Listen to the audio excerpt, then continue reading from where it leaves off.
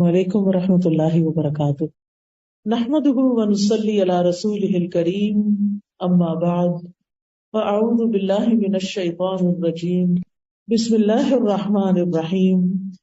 رب اشرح لی صدری ویسر لی امری واحلل عقدۃ من لسانی یفقہوا قولی۔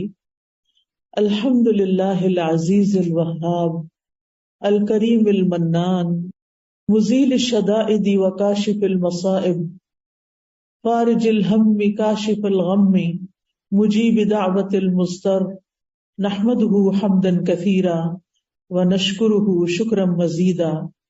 ہر قسم کی حمد تعریف اللہ رب العزت کے لیے ہے جو عزت والا اور غلبے والا ہے، خوب عطا کرنے والا ہے، نہایت معزز اور بہت احسان کرنے والا ہے۔ وہ سختیوں تکلیفوں کو دور کرنے والا ہے، مصیبتوں کا ہٹانے والا ہے، پریشانیوں کو دور کرنے والا ہے، غموں کو مٹا دینے والا ہے، لاچار کی دعا قبول کرنے والا ہے۔ ہم اللہ کی بہت زیادہ حمد کرتے ہیں اور اس کا بہت زیادہ شکر ادا کرتے ہیں۔ قرآن مجید میں اللہ تعالیٰ فرماتے ہیں وَإِذَا أَذَقْنَا النَّاسَ رَحْمَةً فَرِحُوا بِهَا وَإِن تُصِبْهُمْ سَيِّئَةٌ بِمَا قَدَّمَتْ أَيْدِيهِمْ إِذَا هُمْ يَقْنَطُونَ۔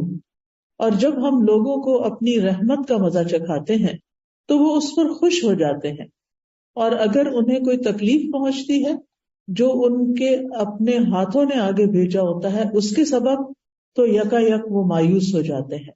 یہ سورۃ الروم کی آیت نمبر 36 ہے۔ اس آیت میں انسانوں کی نفسیات کا ذکر ہے کہ انسان خوشی کے موقع پر کیا کرتا ہے اور غم کے موقع پر کیا کرتا ہے۔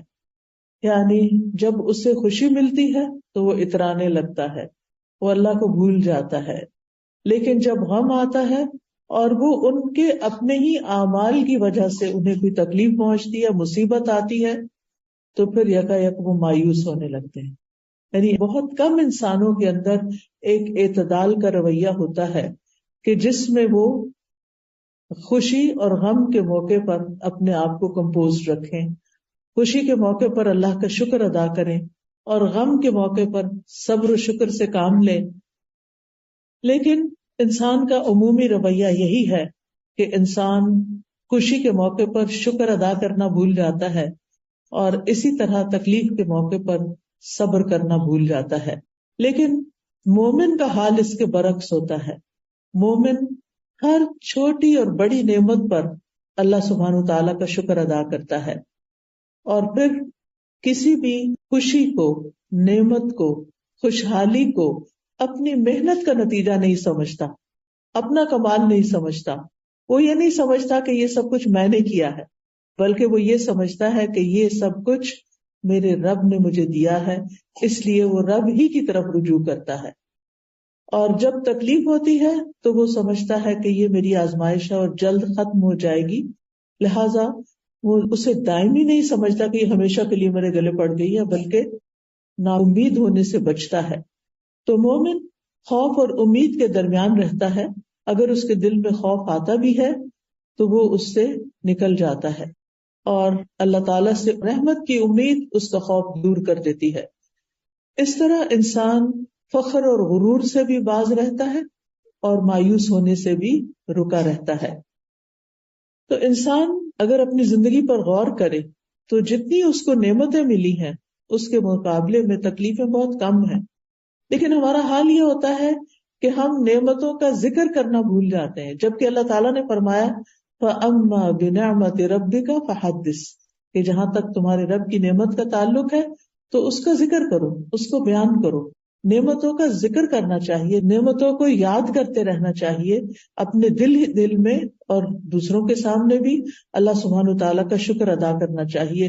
اللہ تعالیٰ اگر مال دیتا ہے، صحت دیتا ہے، عافیت دیتا ہے، امن اور آرام دیتا ہے، کھانے پینے کی وافر نعمتیں دیتا ہے، موسم اچھا ملتا ہے، ہمارے حالات اچھے ہوتے ہیں، ہم ایک پرامن جگہ پر رہتے ہیں، تو یہ ساری نعمتیں ایسی ہیں کہ جن کو پا کر انسان کو شکر گزار ہونا چاہیے۔ اور اس کے ساتھ یہ کہ انسان ہمیشہ اللہ تعالیٰ کی طرف رجوع کرتا رہے اور اپنا کمال اس کو نہ سمجھے، اور کسی بھی نعمت کے ملنے پر ناشکری سے بچے، کیونکہ انسان کی فطرت میں یہ چیز بھی ہے کہ جب اس کو کوئی ایک چیز مل جاتی ہے تو وہ اس پر قناعت نہیں کرتا، وہ چاہتا ہے اس سے اور آگے ملے اور آگے ملے، لہذا وہ اس کو بھول کر اور کی تلاش میں نکل کھڑا ہوتا ہے، لہذا جو نعمتیں اس کو ملی ہوتی ہیں ان سے بھی پوری طرح فائدہ نہیں اٹھاتا۔ ہم دیکھتے ہیں کہ مومن کی ایک صفت یہ بھی ہے کہ وہ نعمت کی نسبت اللہ تعالیٰ کی طرف کرتا ہے، اس سے اللہ تعالیٰ اس سے راضی ہو جاتا ہے۔ اور دوسری طرف یہ ہے کہ انسان کے اوپر تکلیف کب آتی ہے؟ جب اس کا مال چلا جاتا ہے، جب اس کی اولاد کو کوئی تکلیف پہنچتی ہے، یا اولاد دنیا سے چلی جاتی ہے، یا پھر یہ ہے کہ کوئی آزمائش آ جاتی ہے مال میں، یا قحط پڑ جاتا ہے، یا دنیا کے حالات کچھ خراب ہو جاتے ہیں جیسے کووڈ آ گیا تھا، یا اور اسی طرح کے غم آ جاتے ہیں زندگی میں۔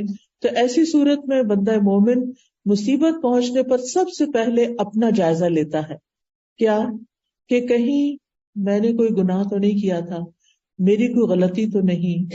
مثال کے طور پر اگر بچے کی طرف سے کوئی تکلیف آئی ہے، بچہ ستا رہا ہے، بچے کی طرف سے کوئی پریشانی ہے، تو انسان کو فوراً سوچنا چاہیے کہ کہیں میں نے اپنے والدین کو تو کوئی تکلیف نہیں دی تھی، کہیں ایسا تو نہیں کہ میں نے اس کی تربیت میں کوئی کمی کی ہو، کہیں ایسا تو نہیں کہ میں اس کو ٹائم کم دیتی ہوں، کہیں ایسا تو نہیں کہ میں نے اس کو وہ کچھ سکھایا نہیں جو سکھانا چاہیے تھا۔ تو مومن جو ہے وہ فوراً اپنی غلطیوں کی طرف نظر دوڑاتا ہے، صرف اس بات کا شکوہ شکایت نہیں کرتا رہتا کہ بچہ ایسا ہے اور بچہ یہ کرتا ہے اور بچہ وہ کرتا ہے، اور آج کل کے تو بچے ہی ایسے ہیں، اور یہ تو میڈیا نے ان کو خراب کر دیا ہے، اور گیجٹس نے خراب کر دیا ہے، اور گیمز نے خراب کر دیا ہے۔ یہ ساری چیزیں بھی فراہم کرنے والے ہم خود ہی ہوتے ہیں، اور پھر بعض اوقات یہ ہوتا ہے کہ ہم خود اپنے ہاتھوں اپنے بچوں کو ایسی تعلیم دیتے ہیں کہ جس سے وہ نہ اللہ کے رہتے ہیں، نہ دین کے، نہ ایمان کے، اور نہ ماں باپ کے۔ یعنی جو بچے دین کو چھوڑ جاتے ہیں پھر عموماً وہ ماں باپ کو بھی چھوڑ جاتے ہیں، کیونکہ دین ہی ان کو یہ سکھاتا ہے کہ انہوں نے ماں باپ کا حق ادا کرنا ہے۔ قرآن مجید میں کئی مقامات پر اللہ تعالیٰ فرماتے ہیں وَاعْبُدُوا اللَّهَ وَلَا تُشْرِكُوا بِهِ شَيْئًا وَبِالْوَالِدَيْنِ إِحْسَانًا، اللہ کی عبادت کرو، اس کے ساتھ کسی کو شریک نہ ٹھہراؤ، اور والدین کے ساتھ احسان کرو۔ یہ سبق تو قرآن سکھاتا ہے، اسلام سکھاتا ہے، دین سکھاتا ہے، لیکن افسوس یہ کہ ہم نے ان کو دین ہی تو نہیں سکھایا۔ ہم عام طور پر ان کی دنیاوی تعلیم کے لیے تو پریشان ہوتے ہیں، لیکن دینی تعلیم کے لیے خاطر خواہ بندوبست نہیں کرتے۔ ناظرہ قرآن پڑھا لیا، زیادہ سے زیادہ خوش ہو گئے تو حفظ کرانا شروع کر دیا، لیکن دین کی انڈرسٹینڈنگ، دین کی سمجھ بوجھ، اس کے بارے میں ہم کم ہی غور کرتے ہیں۔ اب آپ دیکھیے کہ جن سکولوں میں وہ جاتے ہیں وہاں تو ہر چیز دین کے الٹ جا رہی ہے، وہاں تو ان کو دین نہیں ملتا۔ مسجد ہم انہیں نہیں لے کر جاتے، وہاں بھی دین نہیں ملتا۔ پھر اس کے بعد آپ دیکھیں کہ گھر پہ ماں بھی دین نہیں سیکھی ہوئی، لہٰذا اس کو ماں بھی نہیں سکھاتی، باپ ہے تو وہ اپنی کمائی میں مصروف ہے، اور اگر زندگی کی دوڑ میں لگے ہوئے ہیں تو باپ کے ساتھ ماں بھی مصروف ہے، تو اس صورت میں بچے دین سے دور ہو جاتے ہیں۔ تو اس میں آپ دیکھیے کہ جب بچے کے پاس کوئی موقع ہی نہیں، اس نے دین سیکھا ہی نہیں، وہ دین والوں سے ملا ہی نہیں، اس نے دین کی خوبصورتی کو جانا ہی نہیں، اور ہم صرف گھر میں اسے حکم دے رہے ہیں نماز پڑھ لو، قرآن پڑھ لو، اور بس یہی دین سمجھتے ہیں ہم، تو نتیجہ کیا ہوتا ہے؟ وہ دین سے تو دور ہوتا ہی ہے، ماں باپ سے بھی دور ہو جاتا ہے، اور پھر خاندان اور رشتے دار اور سبھی کو چھوڑ جاتا ہے۔ اس لیے اگر کوئی ایسی چیز ہو تو ہمیں اس صورت میں اللہ سبحانہ تعالیٰ کی طرف رجوع کرنا چاہیے، اپنے گناہوں کی معافی مانگنی چاہیے۔ It's never too late. بچہ عمر کے کسی بھی حصے میں پہنچ چکا ہے تو آپ اللہ سے مایوس نہ ہوں، آپ خوب رو رو کر دعائیں کریں، اللہ کو پکاریں، اللہ سے مانگیں، اللہ تعالیٰ ضرور اس کو لوٹائے گا۔ بعض صالحین کہتے ہیں کہ میں اپنے گناہ کا اثر اپنی سواری میں اور اپنی بیوی کے اندر، اپنے بچوں کے اندر دیکھ لیتا ہوں، کیونکہ جب میں اللہ کی نافرمانی کرتا ہوں تو وہ میری نافرمانی شروع کر دیتے ہیں، یعنی ان کے اندر کوئی نہ کوئی ایسی چیز آ جاتی ہے کہ جو میرے لیے تکلیف کا باعث بنتی ہے۔ اور پھر یہ ہے کہ غم اور تکلیف میں مایوس نہیں ہونا چاہیے، کیونکہ یہ مایوسی جس طرح عام طور پہ آپ نے سنا کہ کفر ہوتی ہے، یعنی اللہ کی ناشکری ہے، اور پھر یہ کہ یہ ہوتی کیوں ہے؟ یقین اور ایمان کی کمزوری کی وجہ سے۔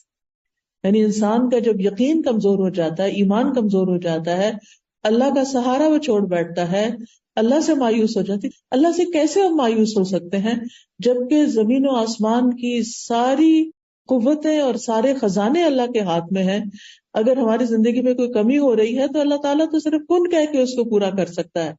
لہذا انسان کو کبھی مایوس نہیں ہونا چاہیے. اور مایوسی کیا ہوتی ہے؟ کسی چیز کے مل جانے کی آرزو ختم ہو جانا، زندگی میں کوئی امید نہ رہنا، زندگی میں کوئی خوشی نہ رہنا، کسی چیز پر ایکسائٹڈ نہ ہونا. اور پھر یہ ہے کہ اللہ کی رحمت سے مایوس ہو کر بعض اوقات لوگ خودکشی کا سوچنے لگتے ہیں، بعض اوقات لوگ دعا مانگنا چھوڑ دیتے ہیں، کچھ لوگ نماز پڑھنا چھوڑ دیتے ہیں. تو یہ تمام چیزیں جو ہیں یہ انسان کی حالات میں کچھ بہتری نہیں لاتی. ان چیزوں سے انسان اور تکلیف میں ہی چلا جاتا ہے. یا پھر زیادہ سے زیادہ کیا ہوتا ہے کہ انسان کسی کو فیس نہیں کرنا چاہتا، کسی گیدرنگ میں نہیں جانا چاہتا، کسی کے ساتھ ملنا جلنا چھوڑ دیتا ہے، لوگوں سے کٹ آف ہو جاتا ہے، تنہائی کا شکار ہو جاتا ہے، دن بھر سوتا رہتا ہے، راتوں کو جا کے روتا رہتا ہے. تو زندگی ایک عذاب بن کے رہ جاتی ہے. تو اس لیے بہت ضروری ہے کہ انسان مایوسی سے نکلے، ڈپریشن سے نکلے اور اللہ سبحانہ وتعالیٰ کو تھام لے، اللہ کی طرف رجوع کرے اور اس وقت کے گزرنے کا انتظار کرے. اللہ سبحانہ وتعالیٰ قرآن مجید میں بندوں کو مایوس ہونے سے منع فرماتا ہے کہ لا تقنطوا من رحمت اللہ ان اللہ یغفر الذنوب جمیعا. اللہ کی رحمت سے مایوس نہ ہو. اللہ سبحانہ وتعالیٰ سارے گناہ یقینی طور پہ معاف کر سکتا ہے، وہ معاف کر دے گا. اسی لیے مایوسی کو ایک کبیرہ گناہ کہا گیا اور اسے گمراہ لوگوں کی صفت کہا گیا. وَمَن يَقْنَطُ مِن رَحْمَتِ رَبِّهِ إِلَّا الضَّالُّونَ. اور گمراہوں کے سوا کون اپنے رب کی رحمت سے نا امید ہو سکتا ہے. یعنی اس کا مطلب یہ ہے کہ اگر کوئی انسان مایوسی کا شکار ہے تو وہ سیدھے رستے سے ہٹ گیا ہے. جو رستہ اللہ سبحانہ تعالیٰ کی طرف جاتا ہے اور اللہ سبحانہ تعالیٰ کی رحمت جس سے انسان پاتا ہے، تو ایسی صورت میں انسان نا امید نہیں ہو سکتا. نا امیدی جو ہے یہ اللہ تعالیٰ کی بے ادبی کی ایک قسم ہے، اور اللہ تعالیٰ سے مایوس ہونا اللہ تعالیٰ کی صفات کا بھی انکار ہے. اور اللہ کی رحمت سے نا امید ہونا جو ہے وہ انسان کے اپنے حق میں سب سے زیادہ نقصان دہ ہے. پھر ہم دیکھتے ہیں کہ اللہ سبحانہ تعالیٰ اپنے بندوں کو مایوس ہونے سے بچاتا ہے، اور اس کے لیے بارش کی مثال دی جاتی ہے کہ وہی ہے جو بارش برساتا ہے جبکہ لوگ نا امید ہو چکے ہوتے ہیں، اور اپنی رحمت کو پھیلا دیتا ہے، اور وہی مدد کرنے والا ہے اور تمام تعریفوں کے لائق ہے. اسی طرح ایک حدیث قدسی میں آتا ہے، نبی صلی اللہ علیہ وسلم نے فرمایا، ہمارا رب عز و جل اپنے بندوں کی مایوسی پر ہنستا ہے حالانکہ حالات کی تبدیلی قریب ہوتی ہے. تو ایک نے عرض کیا، اے اللہ کے رسول صلی اللہ علیہ وسلم، کیا رب عز و جل بھی ہنستا ہے؟ اللہ تعالیٰ بھی ہنستا ہے؟ تو آپ نے فرمایا ہاں. تو انہوں نے عرض کیا، جو رب ہنستا ہے ہم اس کے ہاں خیر اور بھلائی کو کم نہیں پا سکتے، یعنی پھر وہ تو خوب خیر اور بھلائی کو عام کرنے والا ہے. سفیان ابن عیینہ کہتے ہیں، جس نے لوگوں کو اللہ کی رحمت سے مایوس کیا یا خود اللہ کی رحمت سے مایوس ہوا، اس نے دراصل ایک غلط کام کیا. یعنی نہ تو کسی کو مایوس کرنا چاہیے اور نہ خود مایوس ہونا چاہیے، کیونکہ مایوسی کفر اور ہلاکت کا سبب ہے، گمراہی کی ایک وادی ہے، اور مایوسی میں تباہی ہے. اور مایوس ہونے والے جو ہیں وہ پھر کسی کام کے نہیں رہتے، نیکی کے کام میں سستی اور کمزوری آنے لگتی ہے. مایوسی سے انسان اللہ کے ذکر سے دور ہو جاتا ہے اور بعض اوقات گمراہیوں کی طرف اور گناہوں کی طرف چل پڑتا ہے. بعض لوگ ڈرنک کرنا شروع کر دیتے ہیں، بعض لوگ نشے کا شکار ہو جاتے ہیں، اور انسان پروڈکٹیو نہیں رہتا. مجبوراً جو دنیا کے کام کرنے پڑتے ہیں، حتیٰ کہ کھانے پینے سے بھی غافل ہو جاتا ہے، اس کو کھانا پینا بھی اچھا نہیں لگتا، اس کے دل سے سکون اڑ جاتا ہے، سکینت ختم ہو جاتی ہے، بے قراری اور غم اس کی زندگی پہ چھا جاتا ہے، اس کے دل کے اندر ایک بگاڑ آ جاتا ہے. اور پھر ایسی صورت میں انسان کو چاہیے کہ اپنا سیلف انالیسس کرے تاکہ وہ اس کنویں سے باہر نکلے، اس مصیبت سے باہر نکلے. ہم سب کے لیے کچھ سوال ہیں، میں سوال کرتی جاؤں گی، آپ اپنا جائزہ لیتے جائیں کہ کیوں میں اللہ کی رحمت سے مایوس ہوئی، کب ہوئی، کن کن مواقع پر میں پریشان ہوتی ہوں، وہ کون سی چیز ہے جس کی وجہ سے میرے اندر چڑچڑا پن آ جاتا ہے. آپ گھر جا کے ان سوالوں کو لکھ بھی سکتے ہیں. یعنی پہلے تو مرض کو ڈائگنوز کریں کہ وہ کون سی چیز ہے جس کی وجہ سے مجھے بہت غصہ آ جاتا ہے، میں بہت پریشان ہو جاتی ہوں، میں ڈپریشن میں چلی جاتی ہوں، میں مایوسی میں چلی جاتی ہوں۔ دوسرا سوال یہ کہ پھر میں اس سے نکلنے کے لیے کیا کرتی ہوں، یعنی کیا میں اس میں جب گرتی ہوں تو پھر میں گری رہتی ہوں یا میں باہر آنے کی کوشش کرتی ہوں؟ اس وقت میری کیفیت کیا ہوتی ہے؟ رونا دھونا، یا شکوے شکایت کرنا، یا ہر وقت اٹھتے بیٹھتے آہوزاری کرنا، یا پھر کسی علم والے سے، کسی ڈاکٹر سے، کسی سائیکیٹرسٹ سے، کسی دینی عالم سے رجوع کرنا۔ آپ دیکھیے کہ ہم میں سے ہر ایک کی آزمائش فرق ہوتی ہے، لیکن دنیا کا کوئی انسان ایسا نہیں کہ جو آزمایا نہ جائے۔ مثلاً ہم چھوٹی چھوٹی چیزوں پر بھی اپنی زندگی میں پریشان ہوتے ہیں۔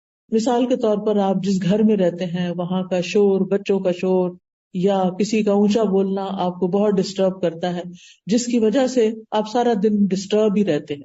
پھر اسی طرح کسی کا اصول توڑنا، مثلاً آپ اپنے ہسبینڈ کے ساتھ گاڑی میں جا رہے ہیں، وہ اسٹاپ سائن پہ رکتے نہیں، وہ ڈرائیونگ کرتے ہوئے اسپیڈ لمٹ سے آگے چل پڑتے ہیں، اس طرح کی چھوٹی چھوٹی باتیں۔ وہیں گاڑی میں بیٹھے بیٹھے آپ پریشان ہو جاتے ہیں، آپ اتنے شوق سے کسی پکنک پہ جا رہے ہیں لیکن وہ جو راستے میں ٹریفک رولز توڑے جا رہے ہیں اور آپ ٹینس بیٹھے ہوئے ہیں کہ ابھی کسی کو آپ نے دیکھ لیا تو اب شامت آئی اور اب پتہ نہیں کیا ہوتا ہے، کوئی ایکسیڈنٹ، یعنی سارا وقت جو ہے وہ آپ کا ایک ٹینشن میں، ایک پریشانی میں اور ایک خوف میں اور ایک غم میں گزرتا ہے، حتیٰ کہ آپ نہ ریلیکس ہوتے ہیں، نہ کوئی بات کرتے ہیں، نہ ہنس سکتے ہیں، نہ خوش ہو سکتے ہیں۔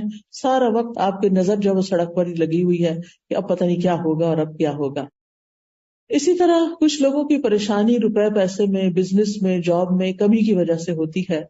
کبھی لوگوں کو اپنے خاندان والوں سے بہت شکوے شکایات ہوتے ہیں، والدین سے شکایتیں ہوتی ہیں، پھر شوہر ایسا مل گیا، پھر بچے ویسے ہو گئے، پھر بہن بھائی ایسے ہیں، پھر رشتہ دار ایسے ہیں، زمانہ ہی ایسا ہے، لوگ ہی ایسے ہیں، کوئی بھی اچھا نہیں، سبھی سے بد دل، سبھی سے مایوس، کوئی توجہ نہیں دیتا، کوئی مجھ سے محبت نہیں کرتا، یعنی اس قسم کی باتوں میں کھوئے رہتے ہیں۔ کچھ لوگوں کو اللہ کا شکر ہے کہ صحت کا بھی مسئلہ نہیں ہوتا، رشتہ داروں کا بھی، ان میں سے نہ مالی بس سب نعمتیں ہیں، وہ پوری دنیا کو اپنے سر پہ بٹھا دے۔ کس ملک میں کیا ہو رہا ہے اس کی خبریں سن، اس کی سن، رہتے یہاں ہے 20 سال سے پاکستان نہیں گئے لیکن پاکستان کے حالات پہ اتنے دکھی اور اتنے غمگین رہتے ہیں کہ جیسے ان کے اس دکھ اور غم کی وجہ سے سارے حالات ٹھیک ہو جائیں گے۔ جس محفل میں بیٹھیں گے وہاں پالیٹکس ڈسکس کرنا شروع کر دیں گے اور مستقل ایسا لگتا ہے کہ جیسے وہی سب سے زیادہ ایکسپرٹ ہیں ان ساری چیزوں پہ، حالانکہ ان ساری باتوں کا ان کی ذات سے کوئی خاص تعلق نہیں ہے۔ جب آپ کسی ملک میں رہتے نہیں ہیں تو اس کے غم پالنے سے آپ کا کچھ بھلا نہیں ہونے والا۔ تو یاد رکھیے، خوشی یا مصیبت پہنچنے پر اپنے رویے، اپنے ری ایکشن کو دیکھا کریں کہ میں اس پر ری ایکٹ کس طرح کرتی ہوں، اور پھر اس ری ایکشن کے بعد وٹ نیکسٹ، میں کیا کرتی ہوں۔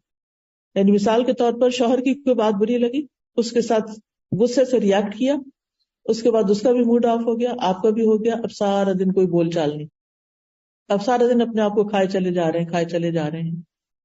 اب آپ کو کرنا کیا چاہیے؟ اب آپ سوچتے ہیں کہ اب یہ حالات ٹھیک کیسے ہوئے، کہ کچھ مرد حضرات تو ایک دفعہ ناراض ہو جائے تو پھر دن ہی لگ جاتے ہیں ان کو واپس لوٹنے میں، تو پھر آپ کو یہ پریشانی لگتی ہے کہ اب پتہ نہیں کس دن گھر کا ماحول ٹھیک ہوگا، اور پھر ابھی ٹھیک ہو نہیں رہتا کہ پھر دوبارہ کوئی مسئلہ پیش آ جاتا۔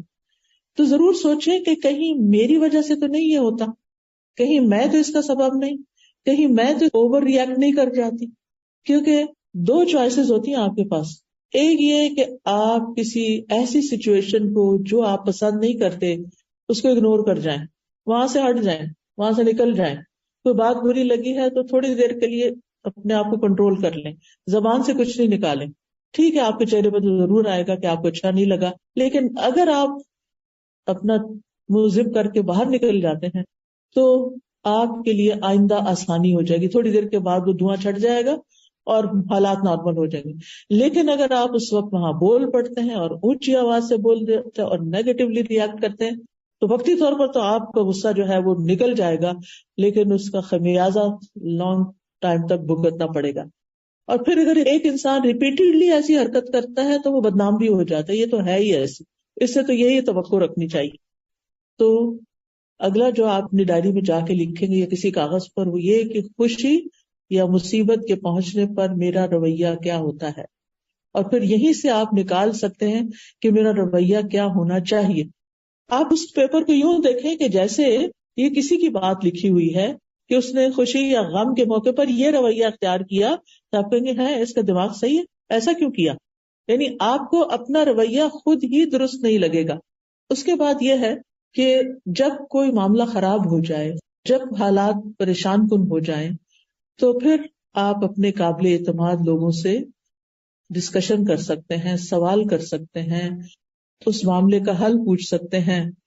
لیکن اگر سامنے والا جس کو آپ اپنی کہانی سنا رہے ہیں، اگر وہ آپ کو آئینہ دکھانے کی کوشش کرے کہ یہ غلطی دراصل آپ سے شروع ہوئی ہے، تو اس کو اپنے اوپر ایک حملہ نہ سمجھے، اس کو اس کی خیر خواہی سمجھے کہ یہ شخص میرا ہمدرد ہے، کیونکہ آپ نے پہلے اس پر ٹرسٹ کیا، اسی لیے تو آپ اس کے پاس گئے.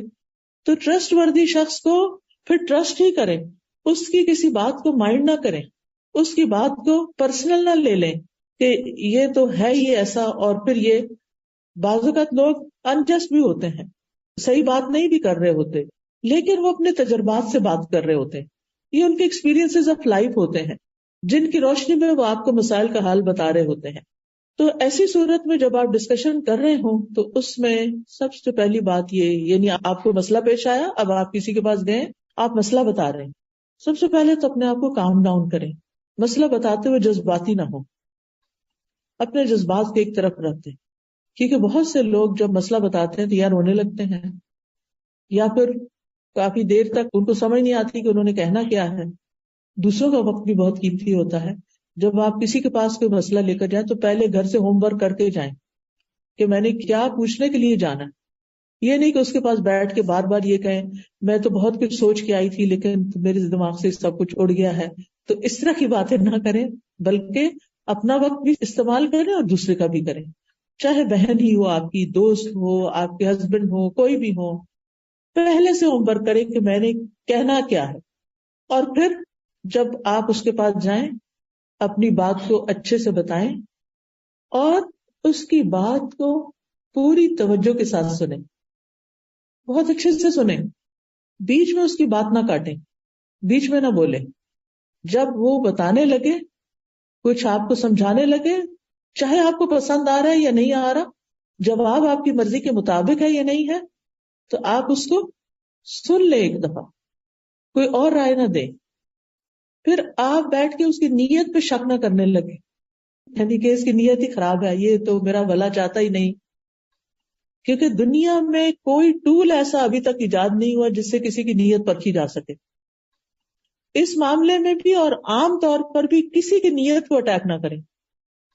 جو بھی انسان ہے، جیسا بھی ہے، اس کے بارے میں حسن ظن رکھیں، اس کے بارے میں پازیٹو سوچیں کہ یہ اچھا انسان ہے. انلیس کہ وہ کوئی ایسی چیز کرے تو اس معاملے میں اس کو ایکسکیوز کر دیں، لیکن چھوٹی موٹی غلطیوں سے یا کسی کی ٹنگ سلپ سے اس پہ ہنسنا نہ شروع کر دیں یا اس کے بارے میں برا خیال نہ کریں. پھر آپ دیکھیے کہ جب آپ گفتگو کریں، اپنا مسئلہ بیان کریں، تو اپنی نیت کو بھی ٹٹولیں کہ آپ کیوں مسئلہ بیان کر رہے ہیں، اور پھر یہ کہ آپ واقعی مسئلے کا حل چاہتے ہیں یا صرف کتھارسس چاہتے ہیں کہ آپ کو کوئی مل جائے کہ جس کے سامنے اپنی کہانی سنائے. بعض لوگ ایسا بھی کرتے ہیں کہ کسی کے پاس جاتے ہیں، اس کو مسئلہ سناتے رہتے ہیں اور اس سے پوچھنے کی زحمت بھی نہیں کرتے کہ آپ اس بارے میں کیا کہتے ہیں. جب ساری کہانی سنا چکتے تو پھر کہتے ہیں بس یہی تھا جو آپ کو بتانا چاہ رہے تھے، اینڈ دیٹس اٹ، کہانی ختم ہو گئی ہے، اب ہمارا غصہ دور ہو گیا. کوئی مشورہ ملے یا نہ ملے، اور اس نیت سے تو جاتے ہی نہیں کہ کوئی مشورہ ملے گا تو اس پہ عمل کرنا ہے، وہ تو صرف اپنے دل کی بھڑاس نکالنے کے لیے بعض اوقات ہم جاتے. اور پھر ایک شخص کو بھی سنا کے تسلی نہیں ہوتی، کچھ باقی رہ جاتا ہے، پھر کوئی اور دوسرا پکڑ لیتے ہیں، اس کے ساتھ بیٹھ جاتے ہیں، اس کو سناتے ہیں، کوئی تیسرا مل جاتا ہے، اس کو سناتے ہیں، اور پھر اس طرح اپنے آپ کو مزید کنفیوز بھی کرتے ہیں. تو بہرحال ہمیں بات طریقے سے کرنی ہے، جس سے بھی کرنی، ہم میں سے ہر ایک کو ضرورت ہوتی ہے کاؤنسلنگ. اور پھر یہ ہے کہ اپنی رائے دوسروں پہ مسلط نہیں کرنی، بلکہ دوسروں کے نقطہ نظر کو سمجھنے کے لیے دھیان لگانا ہے اور اگر آپ کو دوسرے کی کوئی بات سمجھ نہیں آئی تو شائستہ انداز میں اس سے سوال بھی کرنا ہے کہ آپ اپنی بات دہرا دیجئے. اور پھر یہ ہے کہ انسان کو غم، پریشانی، دکھ، مایوسی سے نکلنے کے لیے کچھ اور کام بھی کرنے، یعنی دوسروں سے صرف باتیں نہیں کرتے رہنا، اپنے آپ سے بھی کچھ بات کرنی ہے. ایسے مواقع پر اپنے آپ کو ٹائم دیجیے، اپنے آپ سے سوال کیجیے، اپنے آپ کو کچھ سکھائیے. کیسے؟ نمبر 1، اس دنیا کی حقیقت کو سمجھیں. جو لوگ اس دنیا کی حقیقت کو سمجھ جاتے ہیں ان کی پریشانیاں ختم ہو جاتی، کیونکہ وہ اس دنیا کی طرف نہیں دیکھتے بلکہ وہ آگے کی دنیا کو دیکھتے ہیں. وہ یہاں کے غم بلا دیتے ہیں آخرت کے غموں کے ساتھ، کیونکہ غم کا مقابلہ غم سے کرنا ہے نا. تو جب ان کو آخرت کی فکر لگ جاتی ہے تو دنیا کی بہت سی فکریں سب سائڈ ہو جاتی ہیں. وہ کہتے ہیں یہ تو کچھ بھی نہیں. جب زمین کے اوپر رہنا مشکل لگتا ہے تو زمین کے اندر جو لوگ پڑے ہوئے ہیں قبرستانوں میں، جب ان کے بارے میں سوچیں گے تو کیا ہوگا؟ زمین کے اوپر رہنا پرسکون لگے گا. رات کو اگر نیند نہ آئے اور خیالات ڈسٹرب کریں تو اپنی سوچ کا رخ موڑیں ان لوگوں کی طرف جو قبروں کے اندر ہیں اور ان کو ایک پل کے لیے بھی چین نہیں ہے. تو آپ سوچیں کہ مجھے تو اللہ نے اتنا اچھا کمرہ دیا ہے، اتنا اچھا گھر دیا ہے، اتنا کمفرٹیبل بیڈ دیا ہے، میرے لیے ہیٹنگ اور کولنگ کا انتظام ہے، میرے پاس سب کچھ ہے، میں آخر کس بات پہ پریشان ہو رہی ہوں. تو یاد رکھیے مشکلات اور پریشانیاں زندگی کا حصہ ہیں. کیوں؟ اس لیے کہ اللہ سبحانہ وتعالیٰ نے ہمیں اس دنیا میں ٹیسٹ کرنے کے لیے بھیجا ہے. الذی خلق الموت والحیات لیبلوکم ایکم احسن عملا. وہ جس نے موت اور زندگی کو بنایا تاکہ تمہارا امتحان لے کہ تم میں سے کون اچھے عمل کرتا ہے، کس کے ریاکشنز، کس کے ریسپانسز زیادہ اچھے ہیں. یعنی زندگی میں کام کاج کرتے ہوئے کسی بھی چیز، کوئی بھی کام، چاہے آپ ڈرائیونگ کر رہے ہیں، چاہے آپ کوکنگ کر رہے ہیں، چاہے آپ لانڈری کر رہے ہیں، ان ساری چیزوں میں انسان تھکتا ہے کام کرتے ہوئے. کچھ لوگ ہوتے ہیں وہ اظہار نہیں کرتے، ان کا وقت بھی گزر جاتا ہے. اور کچھ لوگ ہوتے ہیں ہر تھوڑی دیر کے بعد کہتے ہیں آج تو بہت تھک گئی. یعنی جو پاس بیٹھے ہوں گے وہ بیزار ہو جائیں گے سن کر آپ کی تھکاوٹ کی باتیں. نتیجہ کیا ہوگا؟ وہ آپ کے پاس بیٹھنا نہیں چاہیں گے. پھر آپ اور پریشان ہوں گے کہ یہ لوگ مجھے ٹائم نہیں دیتے، مجھے توجہ نہیں دیتے، میری بات نہیں سنتے. اصل میں آپ نے خود ہی بگایا ان کو ایسی باتیں کر کر کے جن کو نہ کر کے بھی گزارا ہو سکتا تھا. قرآن مجید میں اللہ تعالیٰ فرماتے سورۃ البلد میں لقد خلقنا الانسان فی کبد، یقیناً ہم نے انسان کو بڑی مشقت میں پیدا کیا ہے. اس دنیا میں انسان کے لیے ایک کے بعد ایک مشقت ہے. سوچئے جب ایک انسان پیدا ہوتا ہے، دنیا میں آ رہا ہوتا ہے، ماں کتنی مشقت سے جنم دیتی ہے، اور یہ مشقت صرف ماں کے لیے نہیں ہوتی، اس بچے کے لیے بھی ہوتی ہے جو دنیا میں آنے کے لیے پش کرتا ہے اور باہر کو آتا ہے. کتنی چھوٹی سی جگہ سے نکل کے آتا ہے وہ. آپ میں سے جو لوگ اس پروسیجر سے گزر چکے ہیں، آپ سوچئے کہ وہ دن شاید زندگی کا سب سے مشکل دن تھا جب آپ نے بچے کو جنم دیا تھا، اور اس وقت آپ سوچتے تھے کہ پتہ نہیں میں زندہ بھی رہتی ہوں کہ نہیں. ایسی صورت میں جب ہمارا آغاز ہی مشقت سے ہوا، آمد ہی تکلیف کے ساتھ ہوئی ہے، تو پھر اینٹیسپیٹ کرنا چاہیے کہ آئندہ زندگی میں بھی مشکلات تو ہوں گی. ہمیں اس دن کا درد یاد نہیں، لیکن اگر آپ اپنی مدر سے پوچھیں تو وہ بتائے گی کہ دنیا میں آتے ہی آپ نے رونا شروع کر دیا تھا. کیوں رو رہے تھے بھائی؟ شیطان نے آ کے زور سے تھپڑ مارا. حدیث سے پتا چلتا ہے، میں اپنے پاس سے بات نہیں بتاتی، کہ ابن آدم جب پیدا ہوتا ہے شیطان پہلے سے انتظار میں کھڑا ہوتا. اپنے رشتہ دار تو باہر کھڑے ہوتے ہیں نا، یعنی جب بچے کی پیدائش ہوتی ہے تو باقی تو ماں باپ یا بہن بھائی باہر کھڑے ہوتے ہیں انتظار میں، شیطان اندر پہنچا ہوا ہوتا ہے. اس لیے جو بچیاں بھی بچوں کو جنم دیتی ہیں وہ اس وقت یا تو قرآن کی تلاوت سنتی رہیں، یا آیت الکرسی لگائیں، کیا اللہ کا نام ذکر کریں، خود بھی ذکر کریں اگر ہمت ہے، ورنہ جو آپ کے ساتھ ہیں وہ آپ پر پڑھ کے سنائیں. اب تو الحمدللہ اگر کسی کو نہیں بھی پڑھنا آتا تو اپنے سیل فون پہ آپ قرآن مجید کی سورت کوئی بھی لگا کے، سورت الرحمن لگا دیں، سورت مریم لگا دیں، کوئی بھی سورت لگا دیں، آپ سورت طٰہٰ لگا دیں، آپ اس کو سن سکتے ہیں.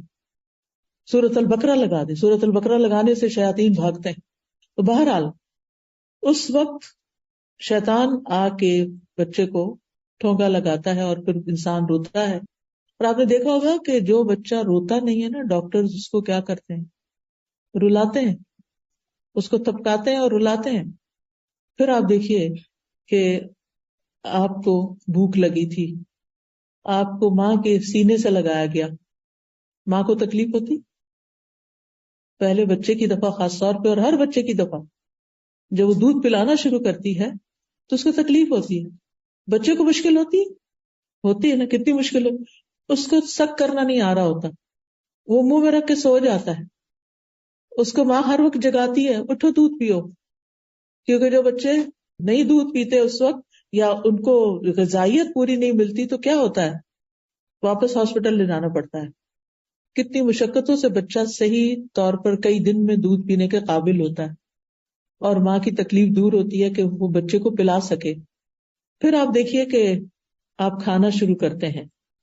جب آپ پہلی دفعہ کھانا کھاتے ہیں یا پہلی دفعہ مرچیں کھاتے ہیں، یعنی دیسی بچے جو ہیں ان کے ماں باپ کو لازم ہوتا ہے کہ وہ بچوں کو بچپن میں مرچ کھلائیں تاکہ بڑے ہو کے کھا سکے. تو آپ دیکھیے کہ کتنا مشکل ہوتی، بار بار پانی پی رہے ہوتے ہیں. مجھے اچھی طرح یاد ہے کہ جب میں چھوٹی تھی تو کھانے کے 7 گلاس، ہر نوالے کے بعد پانی، ہر نوالے کے بعد پانی. کتنا نقصان دہ ہے، لیکن مرچیں برداشت نہیں ہوتی. بہرحال پھر آپ دیکھیے کہ بولنا شروع کرتے ہیں، مشکل ہوتی، کتنی مشکل ہوتی ہے. بچے کو کتنی دفعہ ایک لفظ سنانا پڑتا ہے، بار بار بار بار، پھر وہ سیکھتا ہے. پھر آپ دیکھیں کہ الفاظ جوڑتے ہیں، پھر جملے بناتے ہیں، پھر پیراگراف بنتے ہیں. لکھنا شروع کرتے ہیں، مشکل ہوتی. کوئی کٹنگ آرٹ اینڈ کرافٹ کرتے ہیں، مشکل ہوتی ہے. پھر آپ بچے کو بٹھاتے ہیں، کتنی دفعہ پٹکتا نیچے، سر اس کا لگتا ہے جا کے گر جاتا ہے. کبھی اس کو سہارے دے دے کے بٹھاتے ہیں، کبھی کہیں بٹھاتے ہیں. پھر کرال کرنے میں مشکل ہوتی. پھر آپ دیکھیے کہ چلنے میں تو اور مشکل ہے، ہر چند قدم کے بعد بچہ گرتا ہے. جب دوڑنے لگتا ہے تو ٹکراتا ہے چیزوں سے جا جا کے. بچپن کی مشقتیں ہمیں یاد نہیں ہوتی، وہ تو ہماری ماں برداشت کرتی ہے نا ساری کچھ، جس کو پھر ہم بڑے ہو کے بھول جاتے ہیں اور اس کی چھوٹی چھوٹی باتوں کو مائنڈ کرتے ہیں. پھر اسکول جانے میں مشکل ہوتی. بچے کتنا روتے ہیں، کتنا تنگ کرتے ہیں. صبح اٹھانے میں، جتنے دن اسکول جاتے ہیں بچے، صبح کے گھر میں ایک ہنگامہ ہوتا ہے، اور بچوں کو چھوڑ کے آنا، لے کے آنا. پھر انسان سوچتا ہے کہ اب ہائی اسکول تک پہنچ گیا. ہائی اسکول بڑا مشکل ہے. پھر ہائی اسکول کی گریجویشن ہو گئی، شکر ہے ایک کام ختم ہوا. سمجھتے ہیں کہ شاید مشکل یہاں ختم ہوگی، ختم ہو گئی.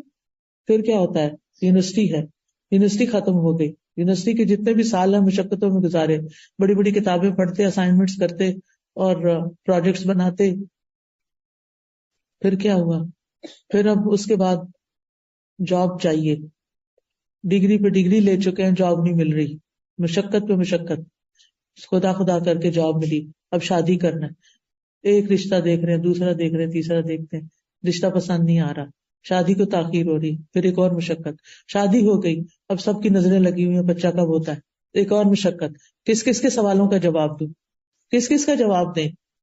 یعنی ینگ گرلس کے اوپر مجھے رحم آتا ہے کہ جن کو ہر آنٹی پوچھنے کھڑی ہو جاتی ہیں کوئی خوشخبری. بھائی جب کوئی آئے گی تو آپ کو بھی پتا چل جائے گا کہ آپ نے دعائیں کرنی ہیں، آپ دعائیں کریں. اور پھر خاص طور پر جن عورتوں کو کمپلیکیشنز ہو جاتی ہیں، ایک سے زیادہ بچہ پیدا نہیں کر سکتی.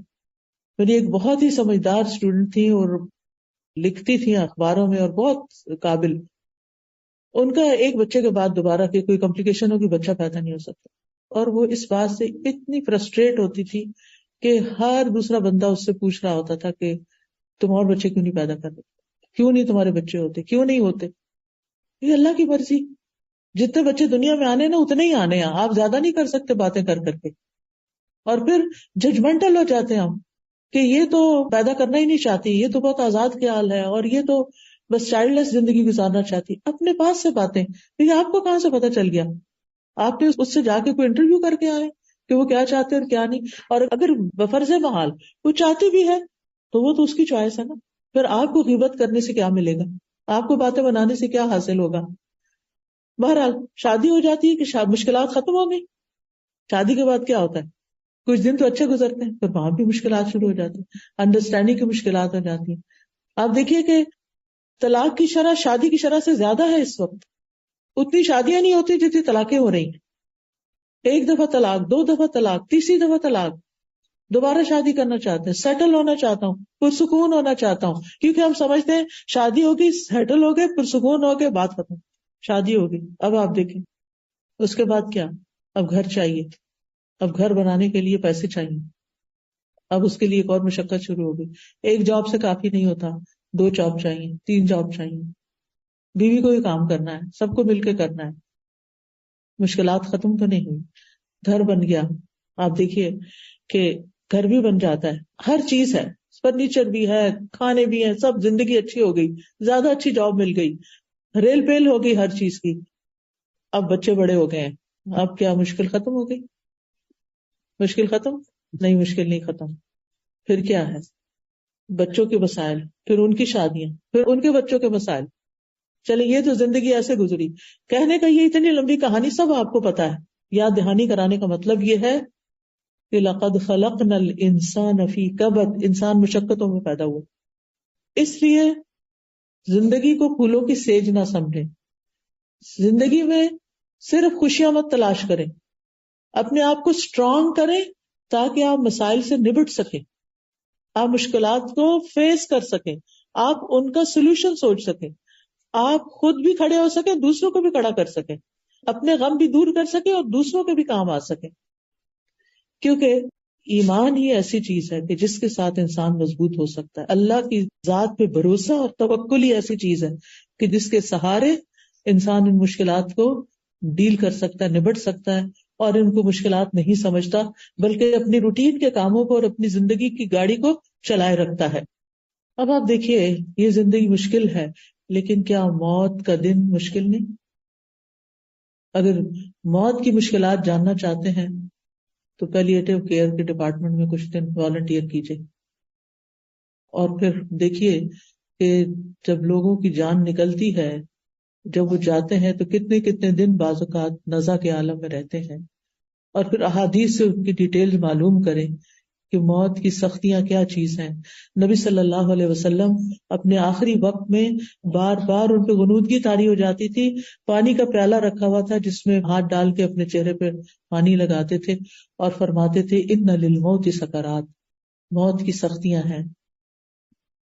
اور دعا بھی مانگنی چاہیے کہ اللہ تعالیٰ ہمارے لیے وہ آسان کر دیں. روح کا نکلنا کوئی آسان دن نہیں، مشکل مرحلہ ہے. روح جسم سے 4 سٹیجز میں نکلتی ہے. سب سے پہلے تو روح جسم میں اکٹھی ہوتی ہے ایک جگہ، پاؤں کی انگلیوں سے شروع ہو کے، ہاتھوں کی انگلیوں سے شروع ہو کے. اسی لیے آپ دیکھیں کہ جو لوگ فوت ہو رہے ہوتے ہیں نا، اگر آپ ان کے ہاتھوں کو ہاتھ لگائیں بالکل ٹھنڈے برف ہو چکے ہوتے ہیں. پھر آپ دیکھیں کہ ساری جگہ سے اکٹھی ہو کے ایک جگہ پر آتی ہے جس کے بارے میں اللہ تعالیٰ فرماتے ہیں کلا اذا بلغت التراقی، ہرگز نہیں، جب جان حلق تک پہنچ جائے گی، یہاں تک آ جاتی، کالر بون تک، ہنسلی کے پاس آ جاتی ہے، تو یہاں پر پھر شدید درد ہوتا ہے، اور یہ دردناک لمحہ ہوتا ہے. وہ بلغت القلوب الحناجر، یوں لگتا ہے دل منہ سے باہر نکل آئے گا. پھر روح نکلنے کا مرحلہ ہوتا ہے والنازعات غرقا، ان فرشتوں کی قسم جو جسم کے اندر گھس کے روح کو نکال کے لے جاتے ہیں. والناشطات نشطا، اور ان کی قسم جو آسانی سے مومنوں کی جان نکال لیتے ہیں. یعنی کافر کی جان نکالنا زیادہ مشکل ہوتی ہے بنسبت مومن کی، کیونکہ اس کی روح باہر نکلنا نہیں چاہتی. اس کو پتا ہے کہ آئندہ موت کے فرشتے دیکھے جو بہت ہی یعنی نیک روحوں کے پاس تو اچھے فرشتے آتے ہیں، جیسے اچھا ڈاکٹر آ جائے تو آپ کی تکلیف ہلکی ہو جاتی. تو جو نیک لوگ ہوتے ہیں ان کے پاس اچھے فرشتے خوش شکل، اچھے لباس میں، اچھی وضاحت، خوشبو کے ساتھ اور نرمی کے ساتھ وہ آتے ہیں اور بیٹھ جاتے ہیں، اور پھر کہتے ہیں یا ایتھا النفس المطمئنہ، اے نفس مطمئنہ، ارجعی الی ربک راضیۃ مرضیہ، واپس چلو اپنے رب کی طرف. وہ تو تم نے ٹیسٹ کے لیے یہاں بھیجا تھا، اب واپسی کا وقت ہے. واپس چلو اپنے رب کی طرف راضیۃ، اس حال میں کہ تم رب سے راضی ہو. کیونکہ اس وقت بھی شیطان بہکاتا ہے، یہ دیکھو تمہارا رب تمہارے ساتھ کیا کر رہا ہے. مومن کہتا ہے میں اپنے رب سے راضی ہوں. جیسے دنیا میں تکلیف کی حالت میں وہ اپنے رب سے راضی رہتا تھا، موت کے وقت بھی راضی رہتا ہے. راضیۃ مرضیہ، ایسے شخص پر رب کی رضا بھی آ جاتی. اور اس کو کیا صدا ملتی، کیا آواز آتی، فادخلی فی عبادی وادخلی جنتی. آؤ میرے نیک بندوں کے ساتھ تم بھی جمع ہو جاؤ، آؤ میری جنت میں داخل ہو جاؤ. کتنا اچھا انجام ہے اس شخص کا جو نفس مطمئنہ رکھتا ہے، دنیا کی مشکلات میں ہوش و حواس نہیں کھو بیٹھتا، دنیا کی تکلیفوں میں اپنے رب سے راضی رہتا ہے. پھر آپ دیکھیے کہ کچھ لوگ دنیا میں سوچتے ہیں کہ اگر ہم خودکشی کر لیں گے تو ہماری زندگی کی مصیبتیں ختم ہو جائیں گی. واقعی جب کبھی میرے پاس کوئی ایسا شخص آتا ہے کہ اور بتاتا ہے تو میں اس سے پوچھتی ہوں تم واقعی سمجھتے ہو کہ خودکشی سے تکلیفیں ختم ہوں گی یا اس سے بھی زیادہ بڑی ہوں گی؟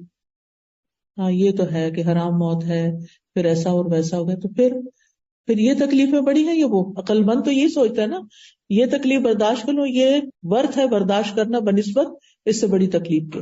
بہرحال اس کے بعد کیا ہوتا ہے انسان کے ساتھ، کہاں جاتا ہے مرنے کے بعد؟ قبر میں جاتا ہے. قبر کا مرحلہ آسان ہے؟ آسان ہے؟ نو. قبر ہر ایک کو بھیجتی ہے، مومن کو بھی، کافر کو، منافق، سب کو پریس کرتی ہے.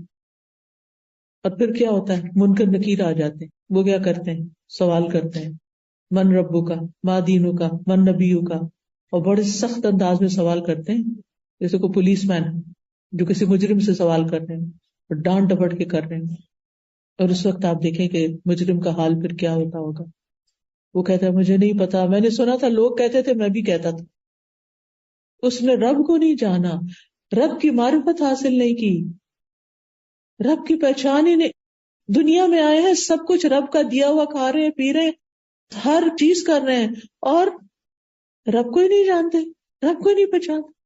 اگر کوئی بچہ آپ سے کہہ دے میں نہیں جانتا آپ کون ہے، کیسا لگے گا آپ کو؟ اگر آپ کا بچہ آپ کو کہہ دے I have nothing to do with you, I don't know who you are، میں نہیں جانتا آپ.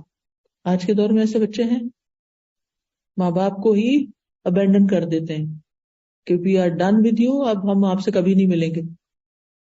کل ہی مجھے کسی نے بتایا. اور ایسے ماں باپ کا حال دیکھنے والا ہوتا ہے کہ جو اپنی ساری محنت کر کے، کما کما کے، تھک تھک کے ان کی یونیورسٹی کی فیس بھرتے ہیں اور ان کے زندگی کی ہر خواہش پوری کرتے ہیں. دور کی یونیورسٹیوں میں جا رہے ہیں تو آسانی کے لیے اپارٹمنٹ رینٹ پہ لے کے دیتے ہیں، اور معلوم نہیں کیا کیا کام کر رہے ہوتے ہیں. اور پھر جب بچے پڑھ جاتے ہیں، اپنی جاب کرنے لگے، انڈیپینڈنٹ ہو جاتے، پھر کہتے ہیں ہو آر یو، ہم نہیں جانتے آپ کو، ہم نے تو نہیں کہا تھا آپ ہمارے ساتھ یہ کریں. اللہ تعالیٰ ایسے برے وقت سے سب کو بچائے اور سب کے بچوں کو نیک بنائے. لیکن یہ کہ یہ بھی ایک آزمائش ہوتی ہے.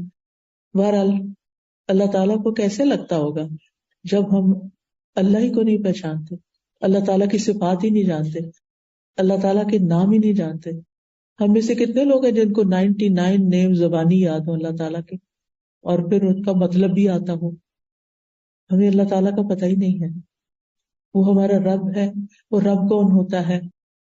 زندگی میں مایوسی آتی ہے اس وقت ہے جب انسان رب کو نہیں پہچانتا. اور جو رب پہ توکل کرتا ہے، رب پہ بھروسہ کرتا ہے، رب کو جانتا ہے، تو وہ کبھی رب سے مایوس نہیں ہوتا. جیسے اس صحابی نے کہا نا، رب ہنستا ہے، پتا چل گیا رب ہنستا ہے. اچھا وہ ہنستا ہے تو پھر ہمیں کوئی پریشانی نہیں، اس سے ہمیں خیر ہی کی توقع ہے. پھر آپ دیکھیے قبر کے بعد کیا ہوگا. قبر کے فرشتے تو آ چکے، وہ کوئی ابایا میں نہیں آئیں گے، وہ کسی اچھے خوبصورت لباس میں نہیں آئیں گے. ان کی آنکھوں کا رنگ نیلا اور جسم کا شاید کالا اور بہت بھیانک شکل، اور وہ زمین کو یوں کھودتے ہوئے اندر آ جائیں گے قبر کے اندر. کوئی بھی ساتھ نہیں ہوگا، کوئی غم خار، کوئی سوائے اپنے اعمال کے. جب سر کی طرف سے کوئی چیز آئے گی تو قرآن آ جائے گا، جب دائیں طرف سے نماز آ جائے گی، پاؤں کی طرف سے نیک اعمال، لوگوں کی خدمتیں جو بھاگ بھاگ کے کی ہوں گی، وہ سارے آ کے مومن کو سراؤنڈ کر لیں گے اور اسے کوئی تکلیف نہیں پہنچنے دیں گے. لیکن ہم نے کتنی ایسی تیاری کر کے رکھی ہوئی ہے کہ یہ میری قبر کے لیے ہے سب کچھ. ہمیں اپنے بیڈ روم کی تو بہت فکر ہوتی ہے کہ اب ہمیں فرنیچر تبدیل کر لینا چاہیے، میٹرس اس سے اچھا والا آ گیا، اب وہ لے لیتے ہیں، کرٹن چینج کر لیتے ہیں، فلاں چیز، فلورنگ بدل لیتے ہیں، کیا سے کیا نہیں کرتے رہتے. لیکن قبر کے لیے کیا تیار کر رہے ہیں، کتنے نیک اعمال ہیں کہ وہ ہمیں کس طرح پروٹیکٹ کریں گے. کیونکہ قبر تک اولاد بھی جاتی ہے، واپس چلی جاتی ہے. بیوی بچے جاتے ہیں واپس چلے جاتے ہیں، جو مال متاع ہوتا ہے وہ بھی ان کے ساتھ پیچھے ہی واپس چلا جاتا ہے، صرف قبر کے اندر عمل اترتے ہیں. تو اگر ہماری نمازیں ہی پوری نہ ہوں اور ڈھنگ ہی نہ پڑی ہوئی ہوں تو وہ کیا کریں گی؟ اب دیکھیں نا، اگر آپ کو شیلڈ دیتے ہیں تو شیلڈ بھی تو اسٹرانگ ہونی چاہیے نا. یہ نہیں کبھی پڑھ لی کبھی نہیں، کبھی لیٹ پڑھ رہے ہیں، کبھی کچھ کر رہے ہیں، کبھی کچھ کر رہے ہیں، کبھی قضا کر کر کے ساری جمع کر. یہ کس طرح کی نمازیں ہیں؟ ایسی نمازیں کیا پروٹیکٹ کریں گی؟ تو ہم اپنے اعمال کا جائزہ لیں. پھر آخرت کے دن کو مشکلات ہیں جب لوگ قبروں سے اٹھیں گے. یہ ایک اور مشکل وقت ہوگا. لوگ اپنے گناہوں کے مطابق پسینے میں ڈوبے ہوں گے. پھر اعمال نامے تولے جانے کے، کیسا دل دھک دھک کر رہا ہوگا کہ پتہ نہیں وزن پڑتا ہے کہ نہیں ان کا، کیونکہ جو کام ریاکاری اور دکھاوے کے لیے کیے ہوں گے ان کا وہ وزن ہی نہیں ہوگا. چاہے وہ ڈھیر ہوں گے، لیکن جب وہ میزان میں رکھے جائیں گے تو میزان اٹھ جائے گا، کچھ بھی نہیں ہوگا اس میں. پھر آپ دیکھیے، پھر اللہ تعالیٰ کے سامنے پیش ہونا ہوگا. کیسے جواب دیں؟ کوئی ایک سوال کا جواب ہم دے سکیں گے؟ کیونکہ اللہ کو تو سب پتا ہوگا. کوئی جھوٹ بھی نہیں بول سکتے، کوئی دھوکہ فریب، کوئی باتیں ٹال مٹول بھی نہیں کر سکتے. دنیا میں تو کوئی کوشچن کرتا نا ہمیں، جیسے بچہ ہم سے کچھ پوچھتا ہے تو ہم نہیں بتانا چاہتے تو ہم اس کا دھیان بانٹ دیتے ہیں. شوہر کچھ پوچھتا نہیں بتانا چاہتے تو ادھر ادھر بات کر دیتے ہیں. لیکن وہاں تو نہیں کچھ بھی کر سکیں گے. حدیث میں آتا ہے کہ تم اللہ تعالیٰ کے سامنے اس طرح کھڑے ہوگے کہ تمہارے دائیں طرف جنت ہوگی، بائیں طرف جہنم ہوگی، کہ رب تمہارے سامنے ہوگا، اور پھر اس وقت تمہیں کوئی چیز کام نہیں دے گی.